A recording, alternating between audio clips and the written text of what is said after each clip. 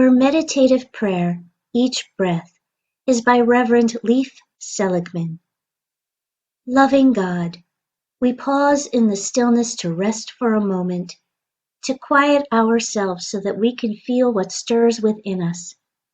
Each breath draws us closer to the pulse of life, and with each exhalation we make room for something new. May we find in this gathering the comfort of those who care. May we encounter patience along our growing edges and compassion in our most tender spots.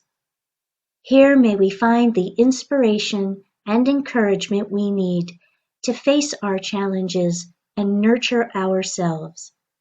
And in the presence of suffering across the globe, may we redouble our efforts to practice kindness where we are, with the hope that the light of our actions travels like the light of faraway stars. May our gestures of compassion and generosity seed possibility. May we travel humbly with one another, choosing reconciliation over resentment as we try to live right-sized. When life presses in and shifts us off balance, when pain assails us, when frustration mounts, may the rhythm of our breath steady us and bring us back to a place of gratitude. Our first reading for today is an adapted excerpt from Christine Valters Paintner's work, Lectio Divina, The Sacred Art. Valters Paintner, a Benedictine oblate, holds a PhD in Christian spirituality and is the online abbess of Abbey of the Arts, which is described as a virtual global online monastery. While Lectio Divina, or divine reading, is a Christian practice, in her work, Valters Paintner invites the reader to expand their understanding of what a sacred text can be. They are encouraged to include the scriptures of other traditions, as well as art, music, and poetry as sacred texts. All of these texts can enable us to connect with what we experience as the divine or the spirit of life. And now begins our reading. In ancient times, wise men and women fled out into the desert to find a place where they could be fully present to God and to their own inner struggles at work within them. They sought out radical silence, solitude, and continuous prayer, becoming known as the Desert Mothers and Fathers, the earliest Christian monks and hermits. The desert became a place to enter into the refiner's fire and be stripped down to your holy essence. The desert was a threshold place from which you emerged a different person. Many people followed these ammas and abbas, mothers and fathers, seeking their wisdom and guidance for a meaningful life. One tradition was to ask them for a word. This word or phrase would be something on which to chew, ponder, meditate, and engage with holy curiosity for many days, weeks, months, sometimes a whole lifetime. This practice is one of the roots of Lectio Divina, where we approach the sacred text with the same request. Give me a word, we ask the scriptures, something to nourish me, challenge me, a word I can wrestle with and grow into, something to transform my heart. Words can illuminate our hearts. They contain the seeds of invitation to cross a new threshold. Words ripen within us. We can receive a word and not realize its full impact for our lives for a long while, until one day we suddenly see things differently. Lectio Divina is an ancient practice of listening deeply to the voice of God speaking through these sacred texts. Lectio cultivates in us the ability to be fully present to the holy call that emerges from words. Lectio Divina is a practice of being present to each moment in a heart-centered way. The first movement of Lectio Divina is Lectio, or reading. It's an opportunity to really be with the words of the sacred text that's been selected, to become present and to engage in what Valters Paintner calls reverential listening. Listening to engage with how the divine or spirit of life moves through the sacred word or phrase and calls to us, encouraging us to encounter it, to dare to let go of our preconceived notions and to sit in stillness with the words, to, as she explains, enter into a kind of slow time where we touch the eternal moment by bringing ourselves fully present.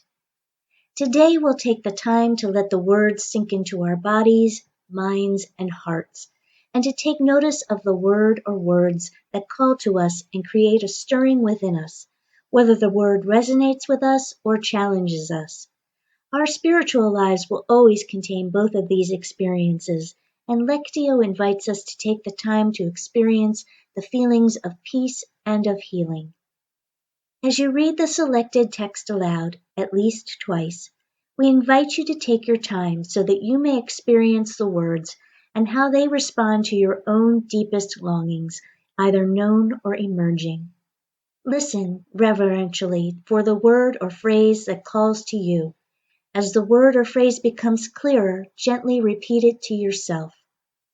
Let's take a few gentle breaths together before we begin to read the sacred text that's been selected for today. The phrase chosen comes from this morning's chalice lighting. Let us say these words gently out loud to ourselves. Reverently I bequeath this flame to you. This is the light that is lit for everyone who comes into the world.